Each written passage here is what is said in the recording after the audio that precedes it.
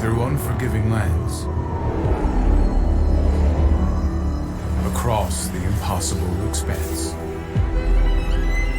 a mirage calls, a distant oasis. Oh, this is for the 400i. We chase what most consider myth. Pursue an obsession. That's what pushes us to greatness. The Oasis. It's real. I can't help it. I have goosebumps.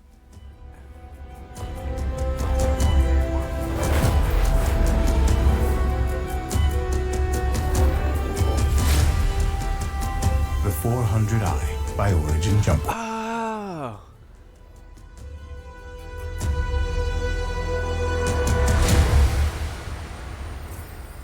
Okay, so you could see the little Knox garage at the very front. During the last panel, they called it a Constellation competitor, but it doesn't seem like there's enough cargo space for that to be true. So hopefully we find out where the cargo goes. Oh, that's pretty cool, huh? Yeah, it's awesome. So Am I going to have to turn me off to see everybody's face? A ruse all along. It was a real ship. So, look cool though. I like it. those trailers are always super cool to see. Sorry, buddy. Both Yeah, teams. really good job of kind of showing off what I think everyone's kind of done. Yeah. Right. So we should probably get on with the show.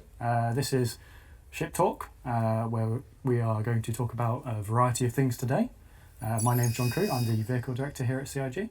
I'm Ben Curtis and I'm the Vehicle Art Director at CIG. And I'm Paul Jones, Art Director.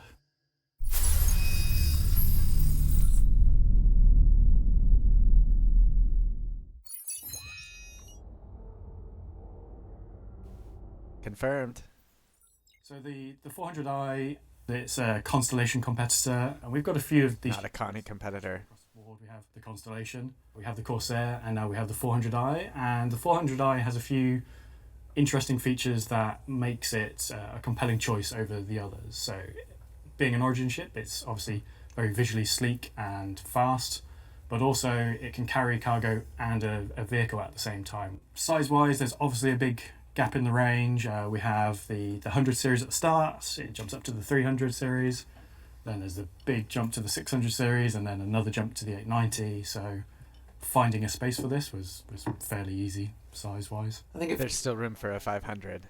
So in terms of the process, normally what happens is we assign it to one concept artist and we start the ball rolling. So it's really just a game. That's the one I like. At this point, it's fast and loose. We always have a timeline for each concept, and so it's the pressure is always on. Basically, it doesn't matter how many ships we've done. There's always that pressure to get it done. Okay.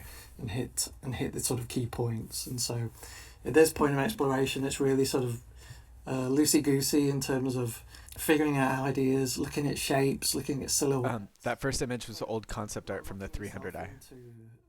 A line of thinking. It's basically... Or the 100. Look at different ships. So some will be more influenced by the 600i, some more by the 100i, and then we'll sort of do a mix and match. And so... Hot tub.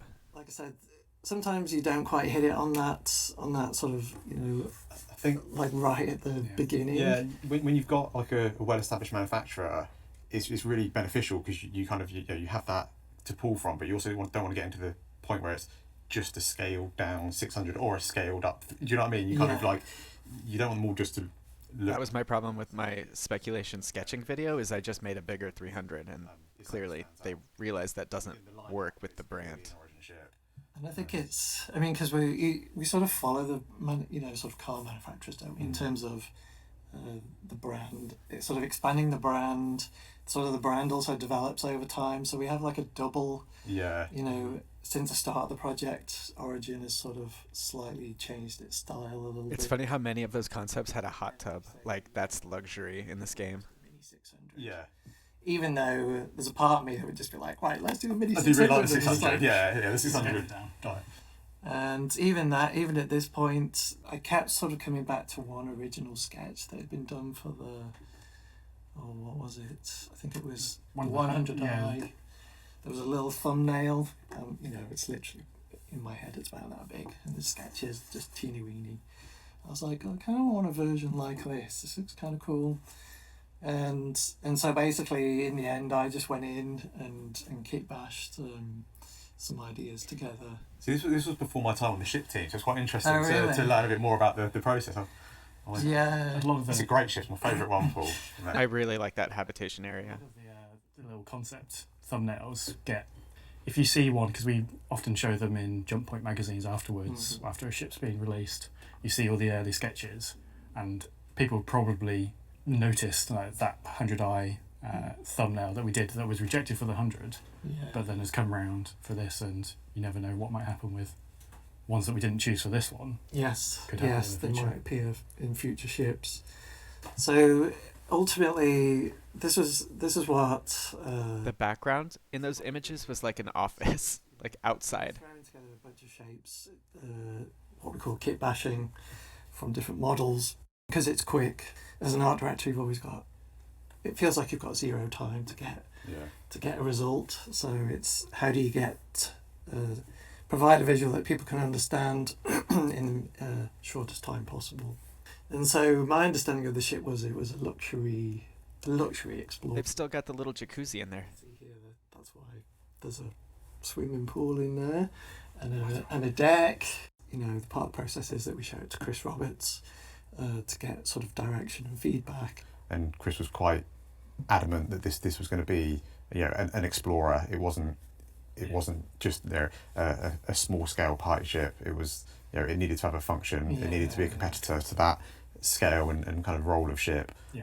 We did quite a lot of interior investigations and just sort of looking at ways of arranging space within that ship, because like we said earlier, The crew have to share a bedroom. it's actually really tight.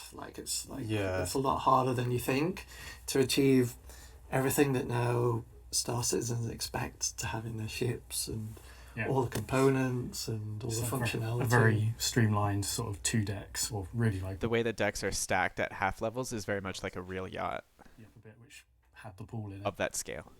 Maybe one day you'll get Maybe get the you'll get your pool. pool one day. So in terms of this process, what happens is we finish the concept, or what we think is finished, and then get Chris sign off, do a couple of paint schemes, and then it That's passes quite over right. to Yeah. your department. Yeah, so from the concept, normally we'll kind of take it as quickly as possible into the editor, and that just allows us to kind of really get a good sense of the space from the player, and making sure that everything that we think we need is actually going to fit, making sure the components go through, and like we were saying earlier, a lot of the time is what a ship starts off with its kind of paper design, its official design document, to the point where we're actually kind of working on the ship.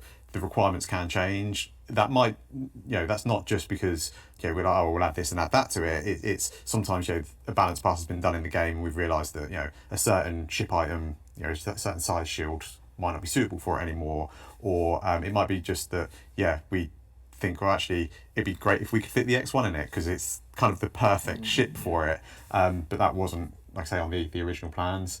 So I mean, like you were saying, the ship is kind of a hard split with its 2 floors. So we've kept sort of all of engineering and cargo and storage and everything downstairs still, and then the kind of the habs and the crew space is all upstairs with the bridge, obviously.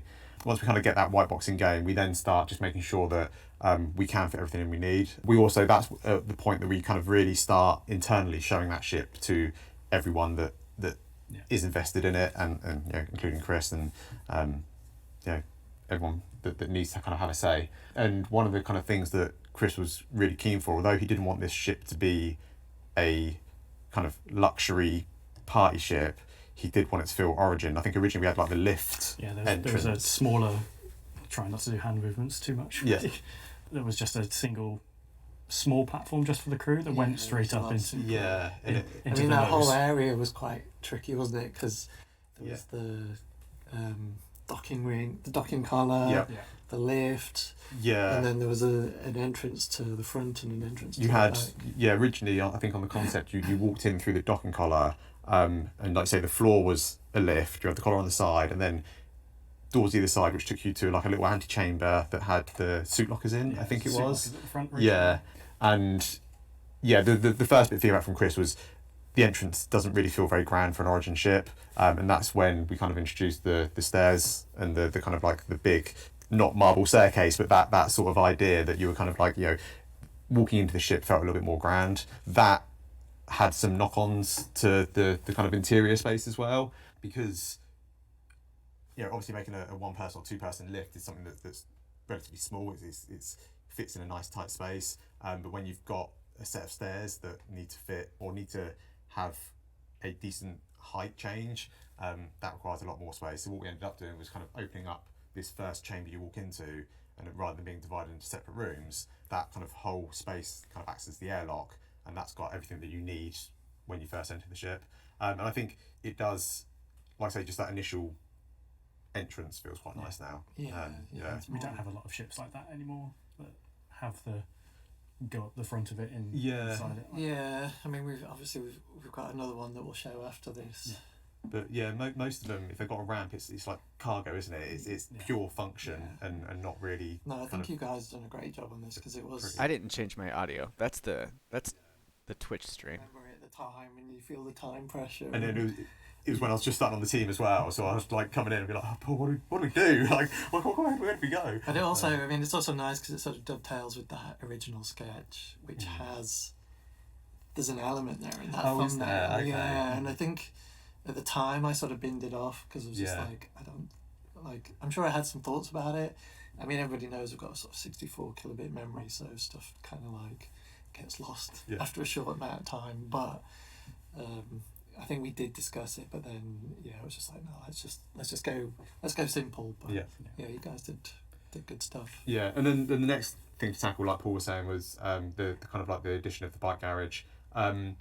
It was a bit of a headache trying to kind of fit that in, and the original plan that you can see is originally we were going to have it at the back of the ship next to the cargo, or right within at the back of the cargo. within the cargo room. It did fit, but it kind of brought up a few quirks with it. I think there was a few different quirks from different departments. So from a design point of view, I think we could only make it fit if you sent the bike up on its own, which was fine. But because the main entrance to the ship was at the front, it meant that you'd get off. Yeah, to drive your bike onto this platform, get off your bike, send the bike up, run around to the front of the ship, run up the stairs. Yeah, and the and stairs then just look at your bike. Opening isn't exactly like a super quick thing. So if you, it just felt kind of like, in terms of flow. Yeah, it's like, all right, I need to quickly get off planet, and you're like, oh, right, okay, yeah, send that up. Oh, run, yeah, okay, go. A minute later or 2 minutes later, you're in the seat, ready to fly. Like I say, that was one of the issues we kind of hit, and then the other, I guess, issue was it started eating into the cargo space, so it meant that you couldn't, once you had the cargo fully loaded, there was very little space for you to kind of traverse around the cargo hold. Basically, we had a number of kind of ideas we played with, and then if you click on, we ended up basically putting it at the opposite end of the ship. Yeah. Now the nose, should we call it the nose? Mm-hmm. Yeah, the nose now opens up, and it's got like a nice little kind of dedicated X1 garage in there. It's a nice use of that kind of spine that was there originally. Yeah, there was nothing really. The gravity drive was there, but we kind of nudged that back a bit. And I guess the mounts for the guns, but they kind of still tucked out to the side a little bit. So it was a better use of space because it was like you say, it had the gravity generator there, and it had the suit lockers, but it was weird that you had to go through the airlock to get your suit and then back out. Taking up that space was much nicer. And the other really good thing is all the controls for getting a new ship and doing this, they're all right next to you. So you go, open this. You can put your bike away. Yeah. And go up. And I think that's one of the kind of like the like, that is actually really clever. You can, I guess, ride up to your ship, and it's just there. You send it up straight up, and sometimes those design constraints from use, like having the bike in the cargo garage and not being able to maneuver around it, can force some really clever solutions. Much to plan in terms of what was on concept. I don't think there was any kind of real surprises. So now as you enter the ship and you come into the kind of like the main body, you're into engineering. This ship does have large shields. Yes. Yeah. So that was another thing to make it different. Obviously, we've made changes during development to other ships, and shields have changed, so it's not quite as unique as it was, but it's still very well shielded for its size. And the other cool thing about engineering is those rooms at the edge are cool. Yeah. They're climate controlled, so it's another nice little thing to play with. Gives all the teams So we're going to have full dry ice and everything. Full dry ice, yeah. You can get the come in and the light sticks out and flow out. A little bit of party mode in there, yeah. But yeah, I think that's it. That was one of the things I think you established early on in the concept was this kind of like cool chamber in engineering. Yeah, because we needed that space. I mean, you need space to put all the components somewhere, and just thought, well, let's just turn it into a feature. Yeah. So and it kind of fits with the Origin kind of family as well, I think. That's good. That's good. And then kind of from engineering, you kind of go straight to the back, and that's where you've got your storage. I don't know if you know the SCU size offhand, but not off the top of my head now. No, should probably put that in the notes. Sorry. So you can fit a decent amount of storage in there. You've also got the. How can you have a ship talk and not know information about the ship? Originally, we were kind of, if we put the bike in this area, it meant that the storage reduced. So we were looking at kind of other ways of moving the storage around. At one point we thought, we could put it out in the wings, but then that didn't really make sense because we got to check the store page. It is on the store, by the way. $220 war bond, $250 standalone. Classic traditional big block of cargo. Yeah, big block of cargo. Cargo 42. That's a freelancer competitor, not a Connie competitor. Smallish vehicles. Yeah. Obviously, it will take away your cargo space. So it's not. You can do it. But you won't have any cargo. But you won't have any cargo, so... Yeah. Okay. And then, we kind of make our way upstairs. 3-man, 3-crew bridge. Yeah, 3-crew bridge. And, it's very... To me, anyway, the bridge is very Origin. It feels, very, very sleek. Get a real nice view of the kind of front of the ship out in front of you. It's a nice place. And it's got the classic kind of Origin kind of hardened, and we haven't got any low-tech screens. It's all kind of projected and feels fancy. Yeah. Does that mean you can see there's a lot of 600i influence, like from the original concept? It's got the wraparound like a 300i, but it feels like a 600i. That sort of, it's almost like the black louvers. Yeah. And then you get everything sort of. To be honest, they were one of the things that we kind of kept referencing back during the production. Was like, let's just go back and have a look at the 600, because that's one of those kind of shapes that really sells Origin to me. And so I think it was good kind of keeping them. And that it was also what's the Origin buggy called? G12. Thank you. Yeah. So again, we've got the louvers. Yeah. The 890 as well is like all the bigger Origin ships have this sort of arrangement of a single centre seat and 2 crew ones, whether they're at the front or at the back. They're all sort of that style. So it all plays together. And then HABs wise, you kind of got the captain suite and you've got the crew suite, and within those they've got their own kind of lockers, they've got their own kind of personal ship storage. I'm not sure if it's exact, but they're very similar in their kind of scale, but obviously the captain gets the slightly more space, a little bit more kind of luxury, because he's the boss. So at one point it was a 4-person ship, and then we reduced it down to 3, so we've got that extra space for the... I'm learning loads of stuff I didn't know about today. Lots of things changed during the concept. Like changing it from 4 to 3 might sound like a quick thing on paper, but then it's like you're losing a seat out the bridge somewhere.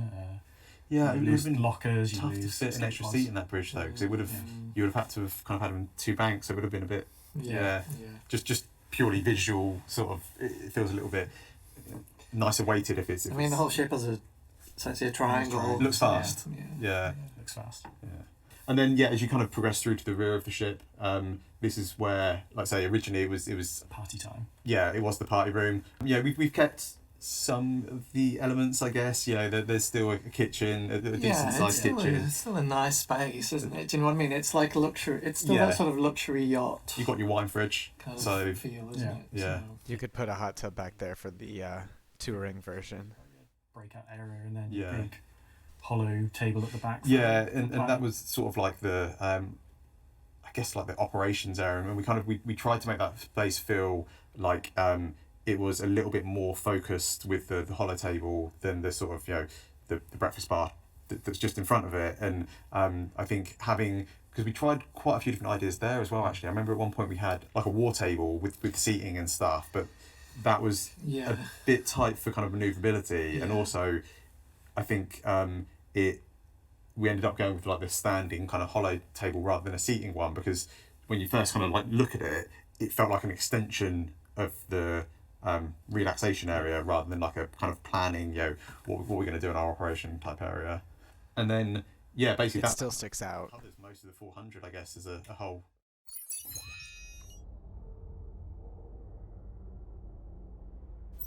This is new. So we'll move from the 400i to something a bit. Is this capital? Does Anvil get a capital ship? Entirely new, which is the Anvil Liberator, which is Anvil's latest design, a spaceship, which is purely for transporting ships. So we wanted to do something properly and sort of provide that entry-level Okay. spaceship for that. 1 second. If you want to be a ship hauler, then this is the ship for you. A, that doesn't make sense for Anvil. B, to the extent that that's necessary, the Crucible already kind of does it. I've chatted before. C, You know, these, it doesn't look Anvil. It looks dumb.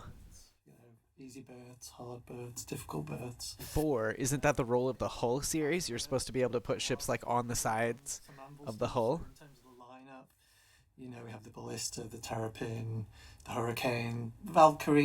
You know, is probably more sort of, you know, it's one of those larger ships. Then we've got the Carrack. Yeah. So a lot of work has already been done for those ships, and we've got, you know, we've got the modular kits. This is my So face. in terms of a concept process, theoretically, it's smoother sailing. And And what does moving ships have to do with liberation? It's a dumb name.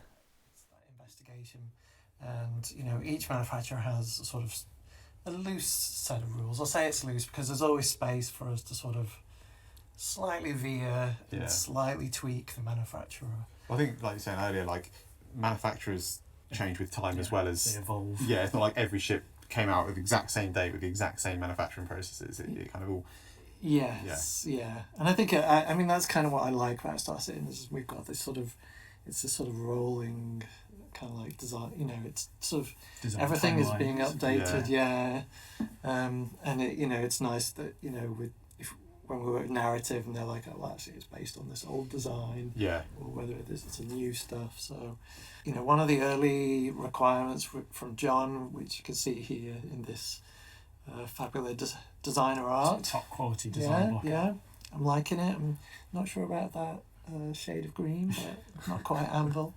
But basically, this is super easy for us, and also, you know, because we're working with a contractor about sort of laying out the limits of, you know, because we always, you know, we like to make ships big, you know, so it's always, okay, we've got our metrics, it has to fit within this, like, whatever you do, make it cool, but it has to fit within these bounds. Yeah, it was quite strict on the landing pad size, but you need to fit a number of ships in it, but also make sure that it really kind of stayed within its. Otherwise, John will give us big slap wrists. I'll come after you. Yeah. Because on that image there, you can see there's the red box, which is the maximum bounds that the ship can be. If you go outside that, it literally won't fit through the hangar doors and ceiling. So obviously it has to be in there, and that's a max, not a goal to hit, because we've ended up in the past with ships that have a centimetre or two's clearance right at the edge. Carrack. So when you're coming in and out of the hangar, you just clip as soon as you clip one side of it, then it throws it into the other one. Yeah, it makes it difficult. And you can see there for the extra small landing pads, the green size. So once you've got 3 of them, so at this point in the design brief, it was just 3 extra small ships. By the time you've got these 3 green, and they have some Z height to them, which I didn't put in here. By the time you've got these green blocks, so like you've got to have space for these, and also got to fit in this, then you sort of start funneling yourself into Yeah, and I think, shapes. I mean, you provided a reference image right at the start, which is of military hovercraft. Yeah, the American, I can't remember if it's the Navy or the Army. Yeah, and so that was like, I mean, people will see straight away the correlation between the two and the sort of influence, but it also makes sense, right? It's a a very functionality. It's a very functional ship, isn't it? So, and it I have thoughts. like I say, obviously, the real life version has been made for that function, and this kind of follows suit. Oh my god, they even have like the round engines on the sides like hovercraft. We'll be looking at some of our exterior options, and again, it's always, it's quite difficult when you have something like that reference image Yeah. of the military hovercraft, because instantly it sits in your mind, Yeah. and you sort of get you kind of get sort of stuck in that thinking. Clearly. So part of my job is also to sort of push the concept artists and say, right, okay, well, what about this? What about that? I think it's always it's always a sort of You want to guess the price? I'm guessing $350. kind of two minds is always better than one, right? So in this case, we're sort of looking at, this is a sort of first stab at it. So there's a lot of similarity with the Valkyrie. So there's the Valkyrie engines. It's pretty standard. It's just one floor plate, and it's symmetrical. Then we look at some cleaner stuff. It's not, it's a nice design, but doesn't really. That looks like Star Wars. Anvil to me. Yeah. I mean, but it's cool. I like it. There's some interesting things. Certainly very hovercrafty. Yeah. I think just too simple for. Too wet. Yeah. This one was asymmetrical version. Got that massive tank on the side. That would be the Drake version. At this point, but it's it's just visual. Drake loves the little We've got the asymmetrical wings. asymmetrical wings and the Again, all of it. That's Drake. At this point, we're starting to push into like terrapin territory. So we've got the sort of essentially like the bridge, and it's kind of like got a cowl. It's like a sort of it's kind of like the little turtle head from the terrapin, and sort of mixing and matching. And so it's kind of interesting. Again, we're doing these things rapidly, so Has some pros and cons design wise, well, because obviously we have the XY. I like that one, but once you start stacking them, why not have 4? Why not have 6? So the problem with this one was it was just to the height of the ship. The actual height it would have needed to be would have been double that. So then you end up with this really tall, gangly thing because we've also shortened it by a third. So I like you trying to get yourself into like the shape of a ship. Yeah, that's really good. tall. Yeah.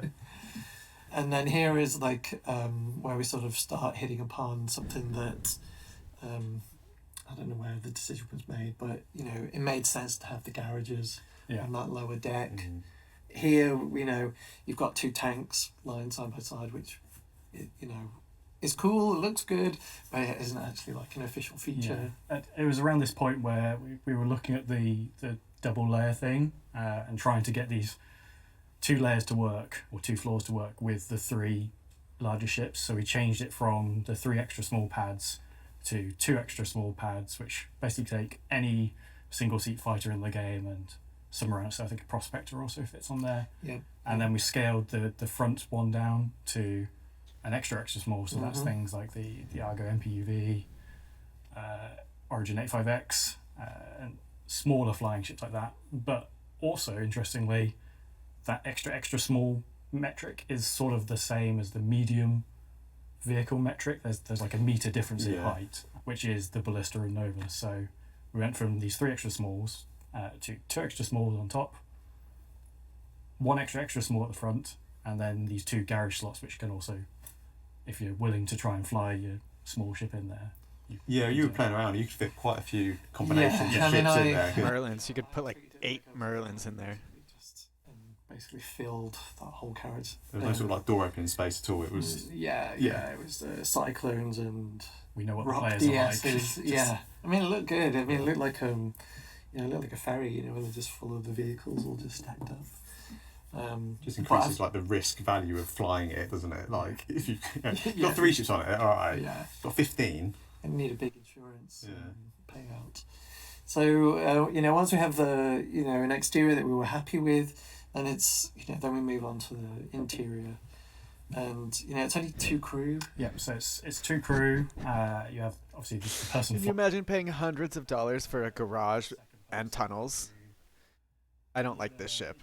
Sort of a flexible role. There is a turret that they can control. They can go sit in it and shoot anything that comes at you, but it's not really a ship that's a combat ship. It's a transporter ship. If you want protection, you need to bring protection with you, or rely on the ships that you're carrying to provide that protection, which is another benefit of this open-topped ship. You come under attack, everyone can launch that straight away. You're not having to fly your ships out one by one out of the tube.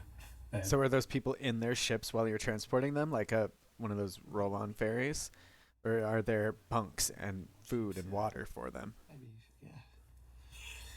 I'll think about that. Basically we've moved on to interiors. Again, it's just investigation of, we've got our function and what it needs to achieve, but, in the last, 4 years, definitely the last 2 years, our process has just been a lot stronger in terms of player flow. So there's no more of the Starfarer higgledy-piggledy mystery tour. I mean, that was our first multi-crew ship, so the pipeline wasn't in place.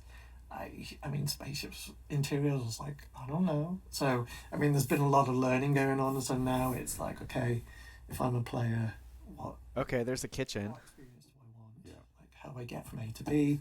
I don't want to do A to G to H to get to B. Yeah. None of that business. So as we look at these interiors, we just sort of looked at sort of different flow, basically. B looked the best. So it feels quite good, and we sort of worked on, again, just flow. So if you're in the garage, you can easily get from the garage into the living quarters.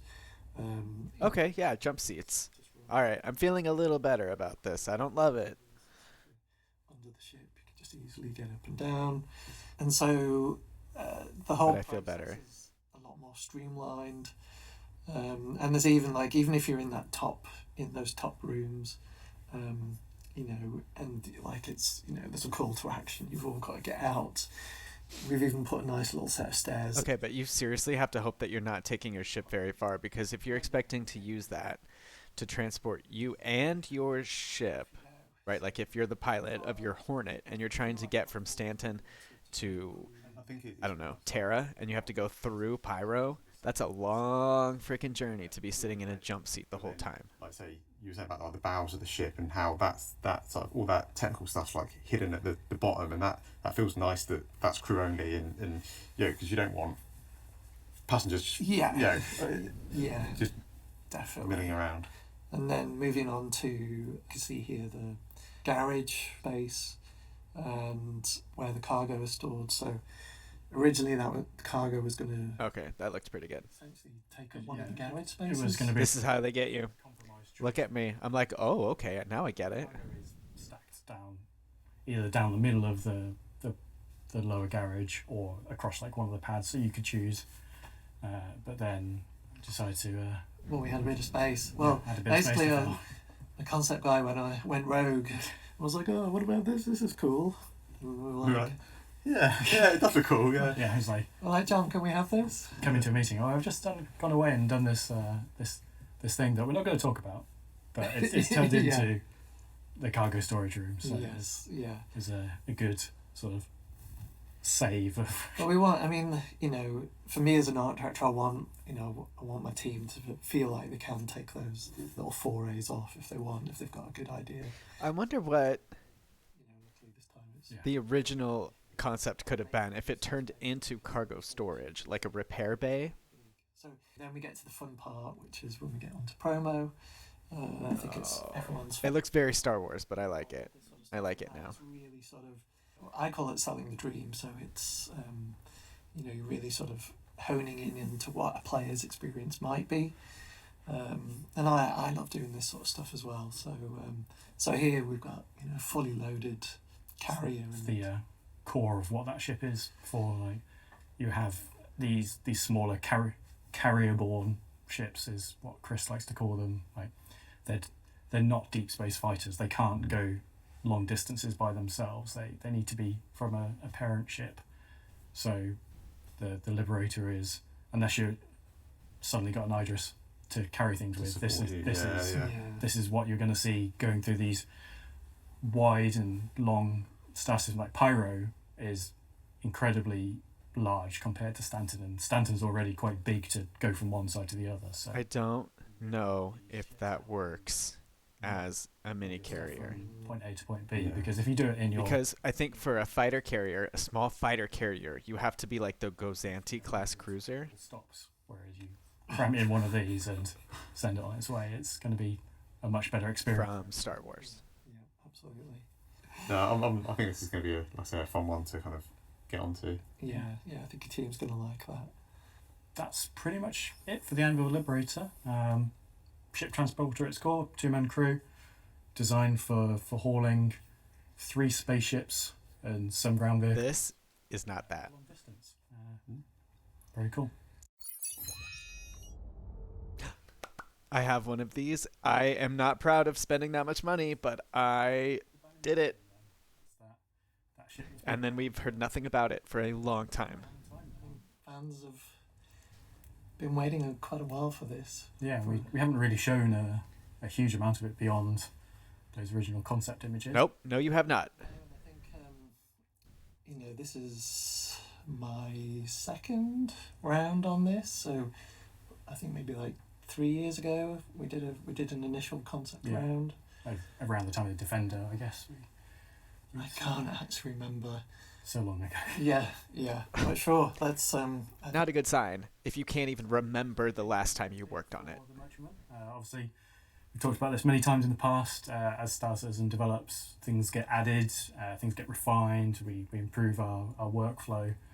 So, number one thing we had to do was look at the size and the scale of the ship, because I think it was 160 meters wide and 160 meters long, so it was in essence a cube. But it's a very tall ship as well. Yeah, but it was very vague because we had never done a full interior layout, so not to like the new system. No. Yeah, so we need to make sure it fit everything in. So it's always a good starting point. The cargo numbers they've never really been changed since they were originally. I knew they were going to change the cargo. I knew it. It's supposed to have 3,000. Cargo units, so the scale of cargo has changed since we did it originally. I don't remember freight units. Yeah. It was It was a long time ago. The marketplace / bazaar need to have a good working out. And then lastly, we wanted to have some synergy between the Defender and the Merchantman. So we found a way to get a Defender hangar on board. So that obviously has big consequences for the ship. So let's talk about the exterior. I guess thinking about it. He hit the button to show the picture. Where's the picture? Since I started on this, I saw John Crew hit the button. the addition of the Defender to the ship basically had the biggest impact. You guys. Just because the Defender is not a slim ship, is it? No, it's deceptively big to me. Like the Defender, I always think in my head that it's this tiny little thing, but in flight mode, It's really wide. Yeah, And then when it's landed, it's got this sort of big stance. Yeah.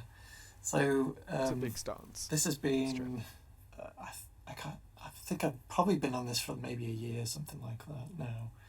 And I said before, we did an initial round of concept work, and it was sort of done more in isolation. So we didn't really have a full interior. We sort of treated it more as, okay, we need a corridor, we need an idea of a marketplace, we need an idea of a bridge, and we'll kind of sort of piece them together. And so that was maybe like 3 years ago, something like that. And obviously process has changed, as we've discussed today. It's more about the player experience and the flow. Where is it? Things making sense, less rule of cool. If we still have the coolness, but you want it to work right. Yeah. You don't want it to be frustrating. I think when you kind of do it, like obviously this big ship, so you think, oh yeah, we can make whatever room this size and it'll be fine, but that kind of always sets us up for just a lot more headaches when it comes to our side. So by you spending the time to actually like fully flesh out the interior, it just saves us so much time when we come to actually do the production side of it. Definitely. Kind of takes all that risk away from us and puts it up front onto you, basically. Yeah. So thanks, Paul. Yeah. Well, you're welcome. You're welcome. I mean, we've tried hard. I mean, you can see here that, the ship Okay. A little longer. And scale. The wings are a little fatter. Doesn't fit the hanger. It's got more greebling on top. We'll get to the solution in a little bit. Yeah. And just a quick shot of the front. Okay, that looks better. From the front, it hasn't actually changed that much. It's got kind of a higher perch. But, gained a little bit of body mass. But overall, pretty similar. I mean, we've, God, they're going to raise the price again. This whole thing is, the ship was really cool anyway. Like, everybody really liked the ship. So it wasn't that we wanted to change it just for change's sake. It was just we need to make it work. We do need to advance it. And so between myself, concept artist Mike Oberschneider and Mark Gibson, one of the CIG's designers, we've basically met twice a week, every week for months, and basically gone through this ship from top to bottom, inside to out. There's a huge amount of ship. Yeah, and hands down, this has been the most difficult and hardest ship to date. Like, I've not had a nervous breakdown. Actually, the whole process has been quite nice in a way, but it's just been long. I think this is the one that, like, it's a marathon. To begin with, I was really scared, and then the kind of like the closer you kind of got to finishing your work, the kind of like the less scared I'm getting and the more excited I'm getting.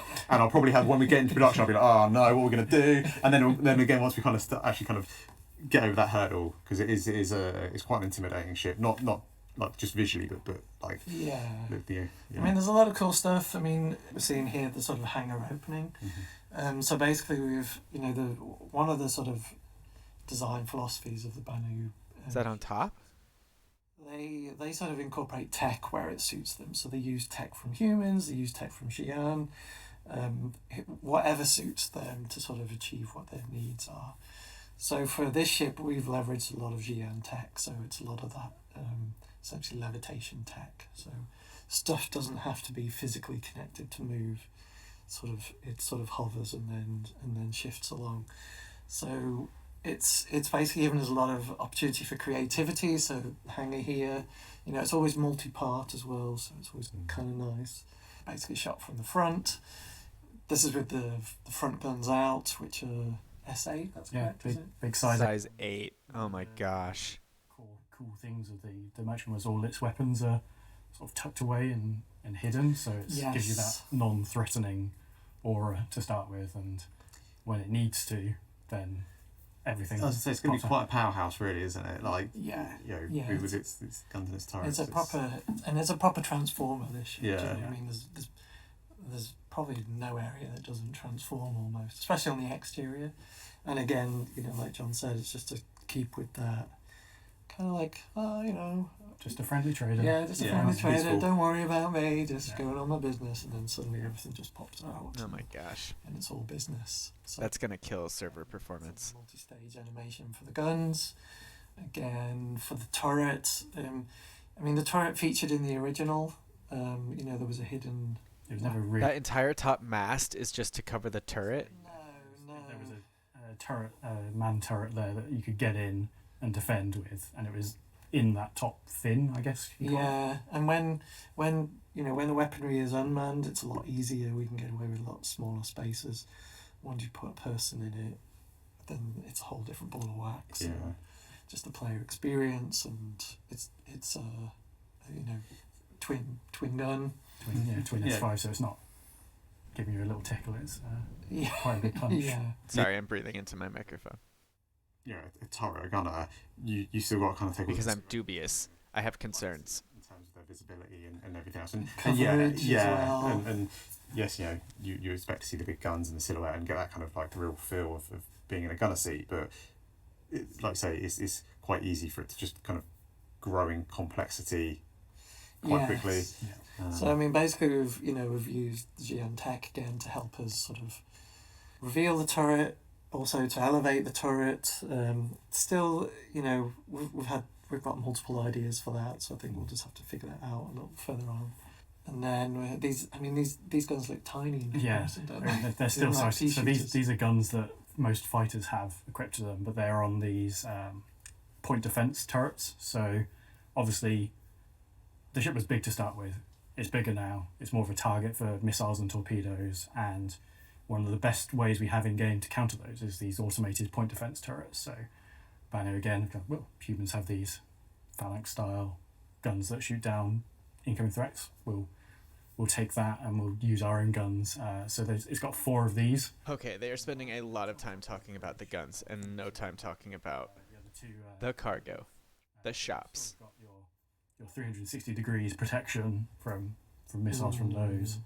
And then there's an additional pair of size 4 remote turrets under the wings.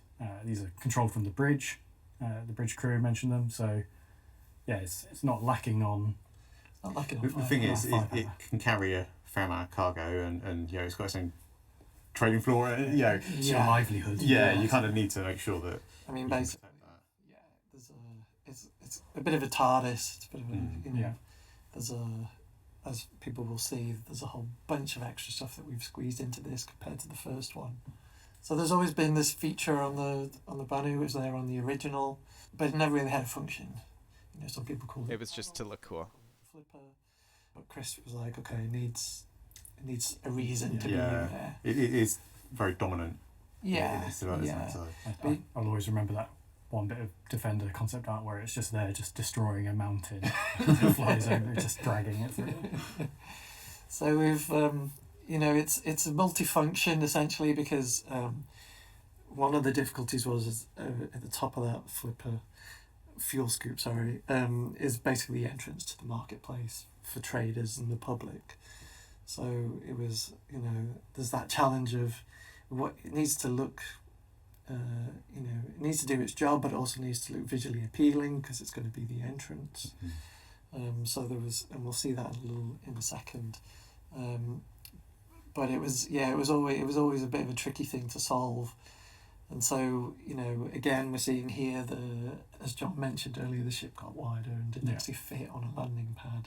Which meant we had no hangars that it would officially fit in. We could only ever officially land at docking stations with docking ports or on a planet's surface, which is, as a trader, you're missing out on all the places you could land to do trading. So we had to find a solution. I mean, the funny thing is, this is the simplest of the solutions that we came up with. I mean, there's probably like 10 others that we did.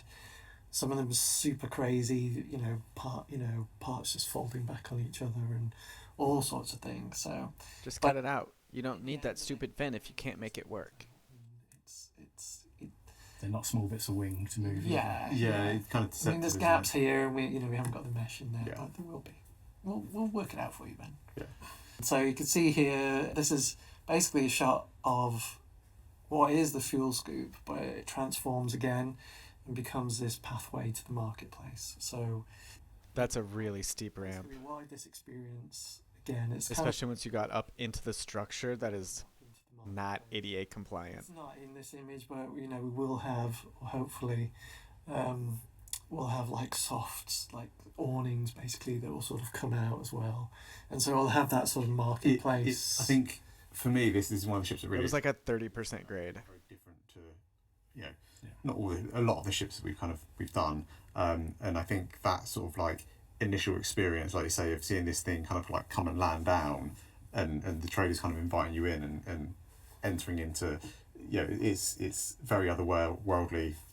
Kind of entering up that, walking up those steps out of one of our kind of space station, like our human space stations. Oh, absolutely. I think it's going to be kind of really exciting to kind of. I mean, the idea is that as you go up those stairs, you'll have holographic visuals of products that are in the marketplace, and so they'll sort of pop up and just be spinning. So you'll have it's just that sort of shopping experience. It's like, oh, okay, I can get that and get that, or maybe even artifacts that the traders picked up. I mean, you've got options basically. So, and then also the cargo that changed. Cargo is a big topic. it was one of those things in the original concept, even digging out the original design brief wasn't particularly clear on, was the cargo bay internal, was it external, was it was it a walkable space? And we kept it external for Yeah. the first half of this development. And then it was during a meeting where I think a bunch of us were in there with Chris, and we were all like, oh no, it's internal, and then someone else was like, oh no, it's external, and we just decided, like, let's make it enclosed. We'll keep the styling of how it was in the original concept, so you have that sort of, I don't know how you want to call it, shuttering or on the outside. Yeah, I'm struggling to actually remember it now because I'm kind of like locked into this one. But it was more that it was you saw the cargo crates, didn't you? They were exposed, weren't they? They were exposed, certainly from underneath. You could see them all. Yeah. They were top mounted, and they could all drop down. But that caused huge problems with the entrance case, where if they could all drop down at the same time, then you couldn't get in the ship to start with. So we did have a solution, but this is definitely better. Yeah. So now it's enclosed. You just have one way of dropping at the front, and then we'll see later how it's all managed inside. So you can have the front ramp open and cargo coming up and down. The two systems are not interfering with each other. And that was your cargo is more protected as well. Yeah, and that's kind of, I guess, a key element of it, isn't it? Is not only having the like footfall into your marketplace, but these big trade items, you're going to need to deliver them. Yeah. So we're going to move on to so we've been looking at sort of functional images of, basically explaining how we've been dealing with design decisions and how that's affected art. And so now we move on to the sort of the sexy stuff of looking at how we've taken the existing Banu materials, from the early I like that a lot. stuff on that, and then just progressing it a little bit further. And again, this is still probably this is subject to change still. It's previs, but in terms of where it's heading, it's really quite exciting. And so not everything is modelled in this, so there probably will be more folds in the metal, kind of like there is on the Defender. If you look at the concept images versus where it all ends up pivoting on those arms, there's a lot more detail. There's a lot more sort of intricate sort of folding of the metal, and so we're just kind of like working in, we're kind of sort of turning it into more. It is more ornate. It's more of a sort of a sort of special item essentially, and sort of really trying to sort of get that impression. So we're layering in the gold, we're layering in the sort of all the sort of Art Nouveau line work. Nope, that's not what it is. Influence. We're looking at sort of taking materials like opal or whatever the Star Citizen equivalent is of that, and also Opal that into the ship. So it really is sort of a display of wealth. It's like if you've got this, like you're loaded. Crown jewel of your fleet. It is. So I think it's going to some really nice places, and so we're looking at this heavy bruiser of a turret, and this is still work in progress. Ideally there would be more work to do with this, and so we'd get more of the sort of curvature in the metalwork and stuff. But because we're on because of time scale and stuff, we've got to make some compromises. But we'll pass that information on to you. Well, I'm sure we'll have a good kick-off on this one. I like the art on this one. Yeah. So that's the exterior. We'll move on to the interior.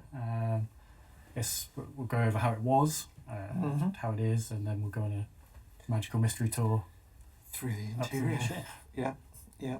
So it was a lot simpler, wasn't it? Yeah. Back in the day, it was pre-metric, so we didn't have all the requirements in place.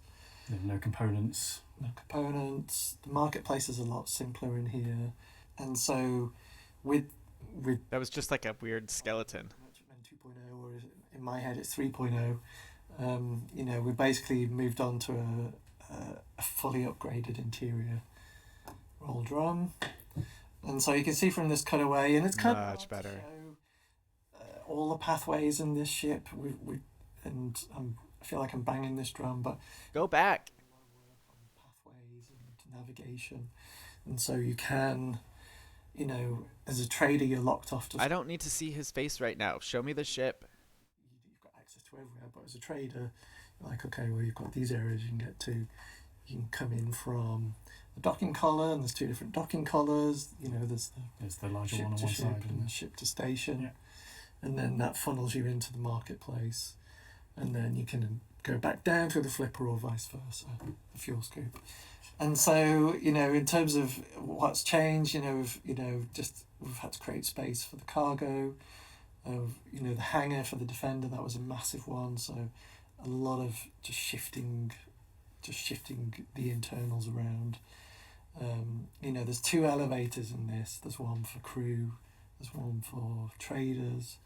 Again, I think that kind of like builds on the experience of someone coming to buy stuff there though, and to me that's kind of like part of the lure of the ship is that, like you say, the crew have their own everything itself, but the kind of like the people that are coming to spend money, that experience is like the kind of like one of the core elements of that ship. That's what makes it kind of so special. a different experience to Yeah. coming on board it that way versus living on board it and Yeah, totally. working on board. And so we'll see here that these are like previs images. These are straight out of 3D Studio Max with a bit of Photoshop magic. But it's just giving you an idea of that going up the fuel scoop or the market entrance. You'll have the awnings all folded out. It should be a real grand experience. Will we have red carpet? I kind of like, I don't know why in my head it's like Aladdin's cave. Do you know what I mean? Yeah, That's what totally. it kind of. And we had some reference images as well. Oh, okay. For the marketplace. And so here you've walked up and you're again, this is always in this concept theory has always been this tree of life essentially. So basically you enter at the base of the tree and then it forms the spine, and then that tree branches out and basically reaches to the front of the ship. That's the theory. That's always been this organic theory. The same in the Defender. You come in the Defender up the ramp. Yes. And then you have that big central tree which houses components, and then that stretches out and back around to form. So the line work in this is a little more sort of refined it has gone less organic compared to the Defender. We've kind of gone for a slightly less alien feeling. Yeah. Just to like doesn't feel like it's actually a tree that has grown and they build the ship around this kind of organic thing. It is a ship. Yeah, absolutely. And so here is a capture from 3D Studio Max, just so it's super clear. Like this is the lower floor. So the marketplace is split into 2 floors, 8 shops on each floor. Yeah. Or is it? No, sorry, 4 shops. Four on shops each on each floor. one. 8. It was like 16 shops. And then you have this little walkway that sort of goes over the top. You can kind of see here, obviously, we've got a flying jellyfish. But the theory is that there'll be a holographic display, and hopefully the captain can choose what's on there. Yeah. Special offer for the day. Could be special offer, could show a weapon, could just. You guys, this is But this really supposed to be exciting, and I'm yawning and falling asleep.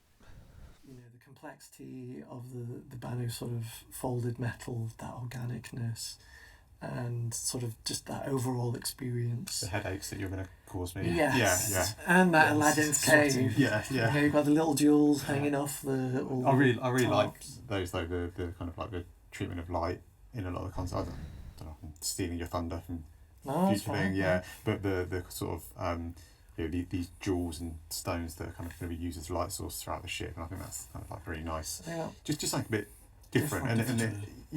Fluorescent tube. Yeah, LED lights or. Yeah, and so we've really sort of pushed on that on this one, and so here is like, there's basically as part of the tree of life in the marketplace is the elevator shaft, and so you can then go up there into the negotiation room, which was in the original. One of the images that everyone remembers from the original concept was that room with the table and looking out over the cargo. And so we've kind of kept that, and we'll come to that in a second. But before you get there, you come out of the elevator and you're sort of in a central corridor, which also leads to guests' habitation rooms. In law, these trades often take a long amount of time, so there was a lot of back and forth with the narrative team on this ship in particular, with how do Banu trade? How do they eat? How do they? I actually like that. I think that makes a lot of sense, and it gives the ship a lot of utility. So it's You may not be able to use it for VIP transport missions, but having those extra guest cabins on board would be really nice. you need a place to stay whilst And the it's Banu's not on. like, the people that are going to be kind of flying this, they don't have in my head they don't have like a base of operations. Like this is their home. Yeah. So, like you say, if you're trading I guess some of these things could be their livelihood. They're trading these really expensive high-end items, and that's kind of. And you want them to feel special. Like, Yeah. The thing about this always has been that, making the people feel, that they're in something quite unique. And so you can see here, in this image we've got massive gemstones. They could be whatever, but, in terms of lighting opportunities, you'll have the core sticks and the light, if they're rotating. There's a lot of cool opportunities. And so here is the conference room, which we just mentioned. In the original concept, it was smaller, a lot more compact, but obviously the ship has got bigger and therefore we've got more space. But also, it's a display of wealth, right? If you can afford to waste a bit of space, essentially, if you could be like, I don't need to pack it with everything, I just got to make this nice and so that's kind of what we've been pushing with. So there's a lot of commonality that we've taken from the original and fed into this, but then also pushing further. So again, you can see the sort of like carved gemstones. I like that. Inlaid with more gemstones, inlaid with gold, and so again, in terms of player experience, it's going to be totally different to anything that's happened. And we've still kept that viewpoint looking into the hangar, so The cargo bay. into the cargo bay. And so it's been quite a tussle trying to get everything into place. And then this is an example of one of the hubs for like if you're doing long-term trading. And this is really sort of based on, again, keeping with the organic theme, the Banu shapes, but pushing in a slightly different palette and materials. And so it's kind of based off of the interior of a Nautilus shell. And so you can't really tell from here, but actually it circles back on itself. So there's a little internal wall there. I think they could invert or reverse the amount of time they're spending talking about the pictures versus showing the pictures. And then you've got lockers and... But I'm not in charge. So you kind of like a real sort of organic journey. So again, just pushing on, leveraging that Xi'an tech as well. So the chairs and Still haven't shown it. are just sort of held Yeah. in space. So quite different. And so that's where the traders go, but the crew obviously has got access to the full ship. And so Slightly less grandiose, but not. yeah, so the docking cargo, that docking corridor. Oh my gosh. It's still quite elaborate, but That's going to be shared between. yeah, it's more of a shared space. There's some more technical elements in there in terms of venting and stuff, and we still want to, this has always been a theory of you've got your superstructure, then you've got your tech, and then you've got your layering of the bodywork, the cladding, and then there'll be areas where the sort of tech is revealed and stuff, and so by balancing those two, the proportions, you can kind of like alter the feel of the space. And so I mean it's going to be a journey for you guys of like how we achieve all this, but this is the corridor leading to the marketplace from the docking area. And so you've got that great big green ring, which kind of sort of that we kind of put that there and kind of thinking of it shows green when it's safe. The docking, there's not some kind of vintage going on. Yeah, I was having this conversation with the team this week actually about that exact thing, about kind of communicating to the player, but not in just as simple as something flashing on a screen or whatever else, but just having something a little bit more elegant. So I think again this will give you some really good opportunities, and again it's just the new materials, the fold. It's the reason I was shaking my head is when they're talking about green is safe. This is like the upstream teams, the people who are like, here's the shape of the room, here's the concept art. By the time it gets to the downstream teams where they're actually making those lighting choices and working on lighting states for like when you walk in the room and it's in full service, when it's powered down, whatever, all of those decisions are going to change. More functional, but still got that. Or have the opportunity to be changed. Like layering in here as well, aren't you? Yeah, and that in the middle is what do we call it? The magic tagine. Yeah.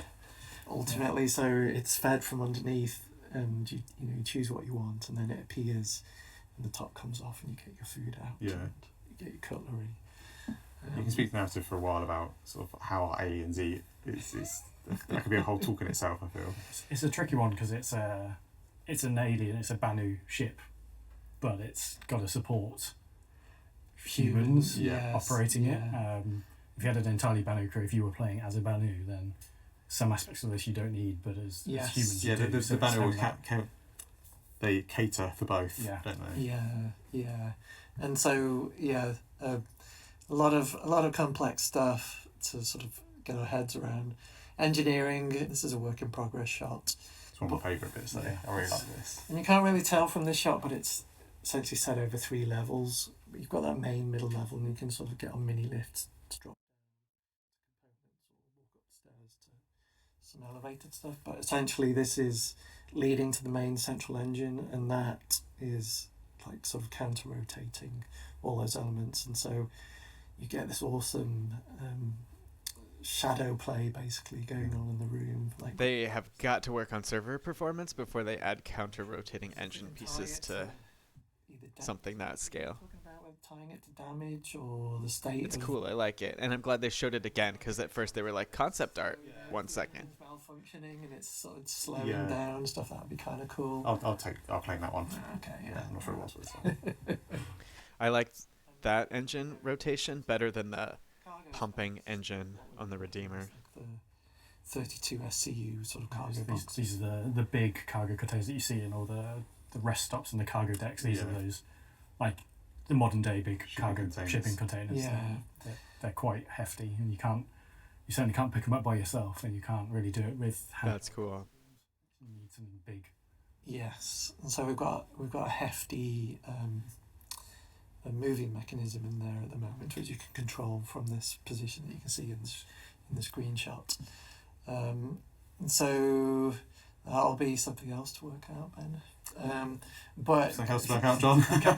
But will be a really cool area, and sort of just below you, that's basically where the sort of the loading platform is. Yeah, because it moves the cargo containers into that space, and then that space kind of drops down, doesn't it? Yeah, so there will be that sort of like, I need the bottom one on the third stack. All right, okay, let's shift everything out, and there is that sort of mini game of Jenga almost with how you're gonna access stuff, and all the time you'll be able to see from the negotiation room the poor guy moving it around, to mess it up.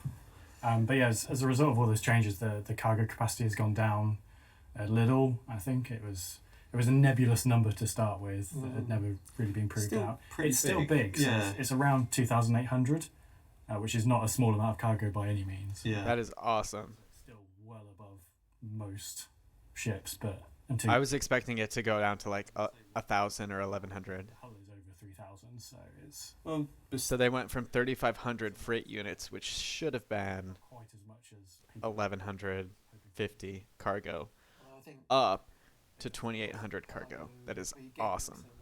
Yeah, it's always a give and take with these things. Of we could make every ship do everything, but then they just become these humongous vessels. So it's always a trade. So moving now up to oh my gosh. And what we're looking at here is very much work in progress. I mean, we are that is huge. Right now, in the sort of top left, I had to think then, is an image that we created sort of on round 2, and we're sort of leveraging that heavily. So a lot of those shapes will appear into this new stuff, but in this new sort of configuration, you're able to access the bridge. I don't like the little pods. It makes sense for Banu, but it's more of an experience. And then also you've got side corridors which leads you to It's got a special name I though. love those side corridors. meditation room. I can't remember the name of it. Sanctuary.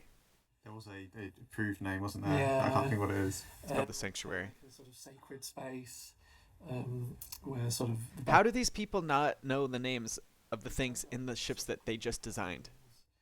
that's kind of the theory. So it's like the If they had looked at the picture, they only showed us for 2.4 seconds. They would have seen sanctuary on the list. a lot of the areas on this ship are very sort of multi-threaded. You know, you often have your central area and then stuff coming off it. So, like I said, there's been a lot of thought given to navigation, and in this area also are two lifts which also can take you quickly to other areas from this bridge. It's an 8-person crew now, so there's space for 4 on the bridge. Obviously, there's 4 stations there. You have 1 person that can go to the manned turrets towards the rear, 1 person that can fly the defender, and that leaves 2 to deal with everything else whilst you're flying around, because you can still trade whilst flying around, but it's probably not the wisest of ideas if the person who's come on board to trade has left their ship behind. So I mean, it might be good for yeah, negotiations. it's good for negotiations. Yeah. But that 8 crew can then fill the 8 shops if you're just landed on a planet somewhere. You pull double duty. You don't need to be flying if you landed. You can man your shop, or you can let 1 person do double duty in shops. Yeah. This is an example, well, a full-size image of that round 2 concept of the bridge, and again you can see the sort of the superstructure and all the layering basically. So you know we have changed the configuration since this image, but a lot of that theory is going to get transposed onto this new one. Same with the materials, and again just continuing with that flow of from back to front, basically, always sort of this. It's driving me crazy that they're not showing us these pictures while they're talking about them. By the time people see this, we'll have actually We will. had someone start Yeah, that's true. start working on it. Yeah. So it's actually in production now after all these years. Yeah, it's going to be good. So This is actually one of the ships that I'm really excited about kind of playing with in game. It's just such a kind of, like I say, it's got that kind of full trading experience, but it feels like a proper home that you can live on, and it's got a load of weaponry as well, which Yeah. if in doubt, then just yeah, get the guns out. you will buy it. You will Yeah. buy this. So that was the Merchantman. Pretty cool. Looking forward to seeing that go into production and go too. through production, because it's, by the time people see it, it will be in production. Yeah.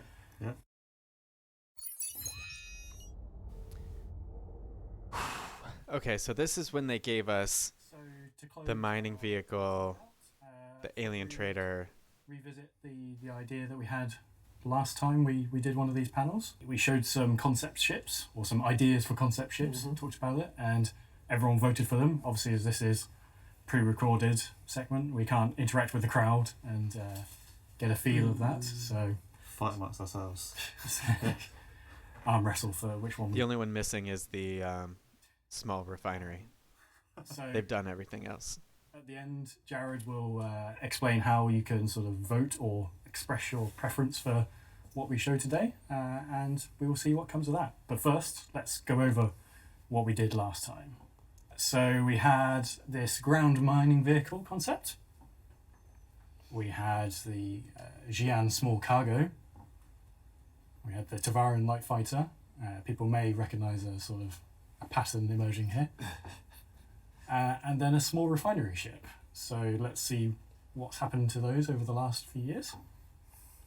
So that small ground miner turned into the Greycat Rock and the Rock DS. The Gatak Raylan was the Xi'an small cargo, and that was very close to that concept thumbnail that we did. It was, wasn't it? Weird. Almost like they design the ships and then pretend like they're concepts. And then the 4th one, which is a bit of a mystery. A mystery. A mystery. I like Forced this because pun. I wasn't involved with this last time, but you've got a couple of my favourite ships in that, so yeah, it's good. Read your mind in the future. Yeah. Mystery. That means that a MISC refinery is coming and not the Argo raft? pretty confidently say people will know about it very soon. Fingers crossed. So, it's a new year. We'll do it all again. We got 4 more sort of cuts of options here. So, Oh my god, you guys! This is explorer ship. So, um. we obviously have the Carrack as the pinnacle of explorer ships, but no. How about science? Go back. Show the picture. Oh, I get so mad. You guys, you can't show us these pictures and then not let us look at them. Time for that. And we have a selection of ground vehicles there. So there's a right mismatch We there. don't need another bomber. We don't need another hover ship. We don't need another ground vehicle. And exploration is nowhere near being added to the game. They all look cool.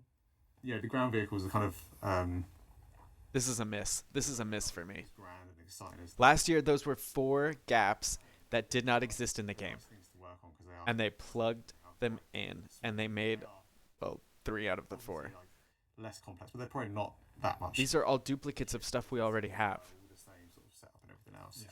And But- confinement. Yeah, Everything you still got has to to fit everything in a small space.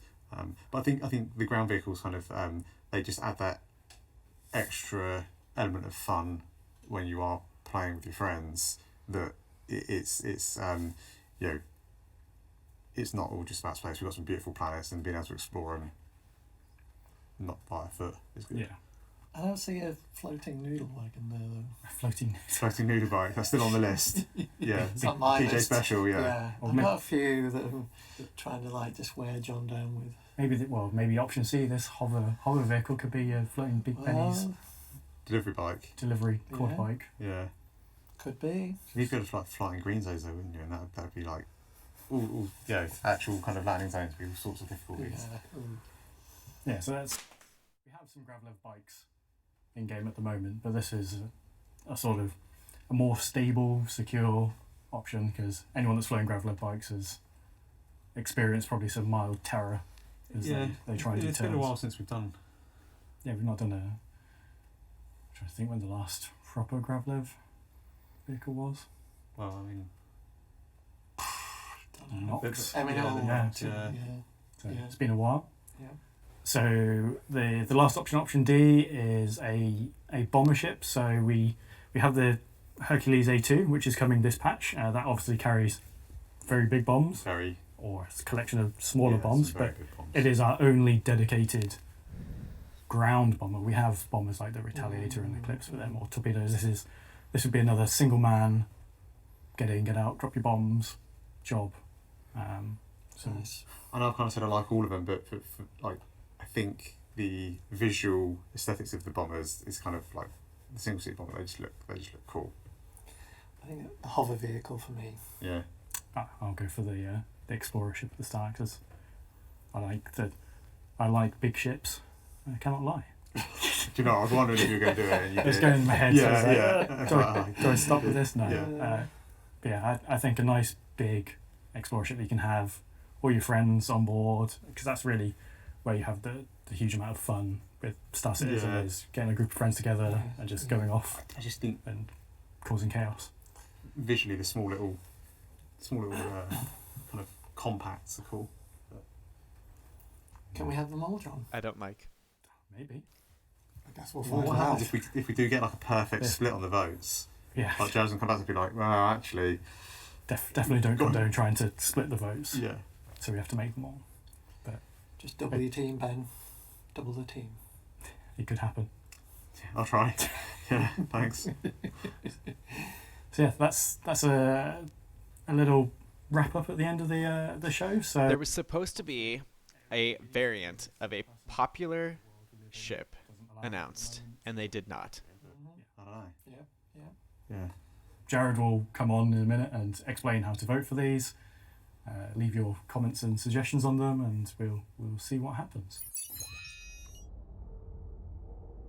2 failures. 2 big failures. That's a wrap for us.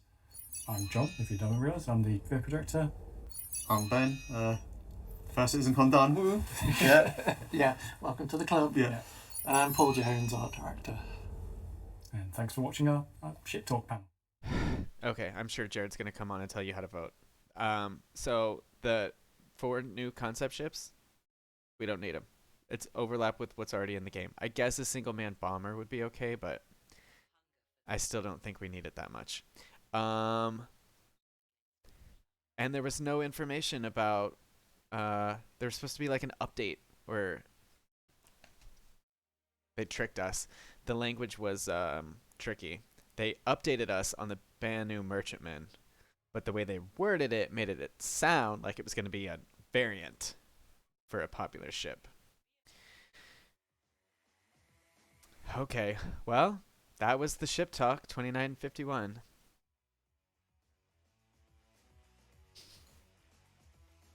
Happy flying.